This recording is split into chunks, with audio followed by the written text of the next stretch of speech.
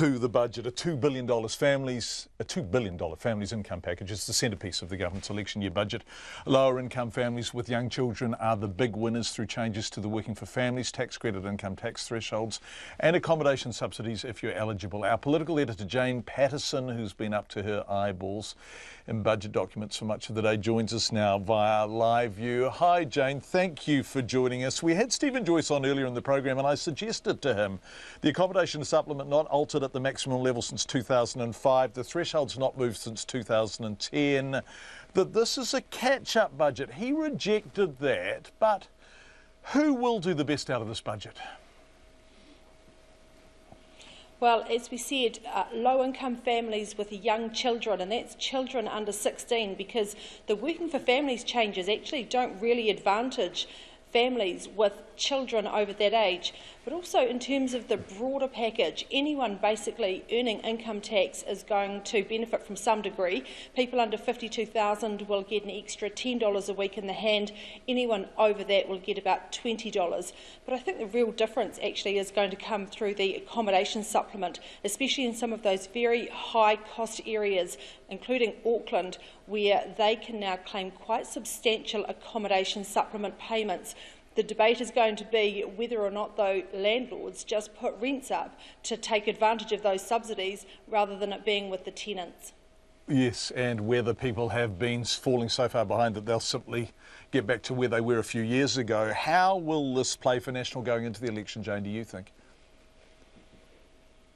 I think this is a solid election package for National to take to the election. It's actually really going into Labour Party territory in terms of a lot of the families that it's targeting, or the income brackets that are targeting, more traditionally have been probably more of a Labour constituency. That's not to say they don't vote another way, but certainly from the party that's been painted as the party of the rich and the wealthy that National has over several years, this is really a very different target group for them.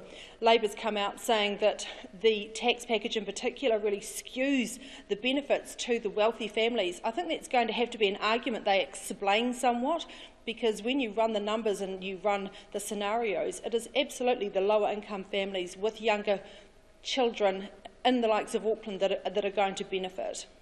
Jayne, this was Stephen Joyce's first budget, 8 previous budgets from Bill English. Was there a discernible difference between them, or did they feel similar? To me, they felt very similar. I think Bill English as Prime Minister and, of course, as Finance Minister through the term of this government has been very influential on this budget.